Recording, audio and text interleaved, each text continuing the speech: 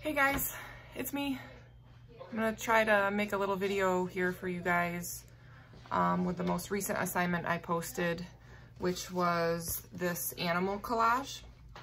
So I'm just gonna take a couple minutes, show you how I started mine, and then when I'm done, I will take another picture of it and upload it so you can see a finished one.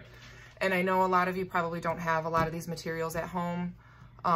This is where we would have to get creative and try to find a way to do some of this. So one of the main things you need is some magazines that you can cut up and use as scraps. Luckily, my husband let me cut up all of his boating magazines. So I've picked a few pages here, and what you're looking for in these pages is what we're calling visual texture.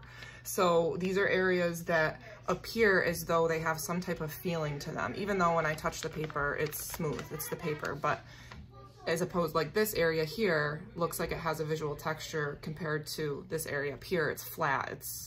There's nothing there. Like if I were to, there's no value, there's no pattern. Okay, so you want to look for areas that have kind of this visual texture, and we could describe that texture with our words, such as, bumpy or rough. I had one example here, now I can't find it. Oh, this one. This is a picture of this stone castle. So it looks like it's pretty rough, it's pretty bumpy, okay? But you could also find textures that appear more soft. So this was out of a LL Bean catalog, pictures of fabric that you could use, but those are the things you want to look for in the magazines. And you could start out by cutting these. Here's another one.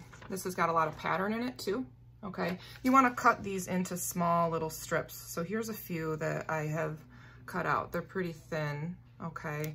And I'm kind of creating this collection. I'm kind of creating a little pile here on my desk, okay? So you could start out by doing that, okay? And then the next thing you're gonna wanna do is you want to basically create an outline of an animal. You can choose whatever animal you like. The example shows the animal of a bear, an outline of a bear, sorry, okay? And there's a couple ways you could do this. So if you have access to a printer, you could go on the internet, find a picture, print it out. You might not have access to that. So this was my outline, and I want to show you how I did this, okay?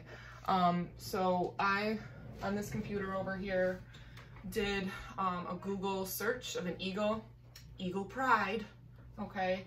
I saved the picture, and I've made it pretty large. I tried making it as large as I could on the screen.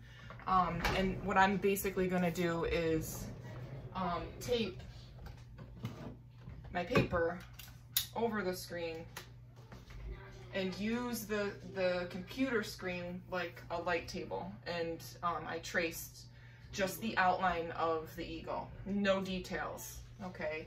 A contour line is a line that defines the edge of an object. So the line defines the edge of the eagle to the background, okay? So that's what I have here, okay? And then once you get all of your strips collected, you've got your animal outlined, you're going to be gluing these strips down to kind of create a textural picture. All those strips that are like overlapped and piled on top of each other, okay? So what you're gonna have to do is you're gonna have to kind of trim some of these pieces, okay, so that they fit.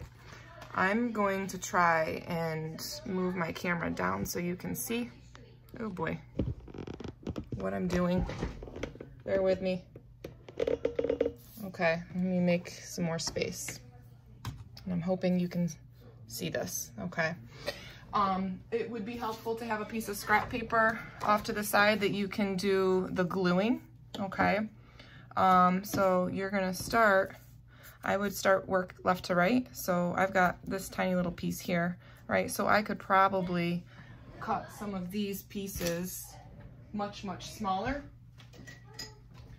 so that it fits, right? So that it kind of fits in there, right? So this little piece, really tiny, I'm gonna try to fit there in the beak, all right? And I'm even gonna try to cut it so it's kind of curved.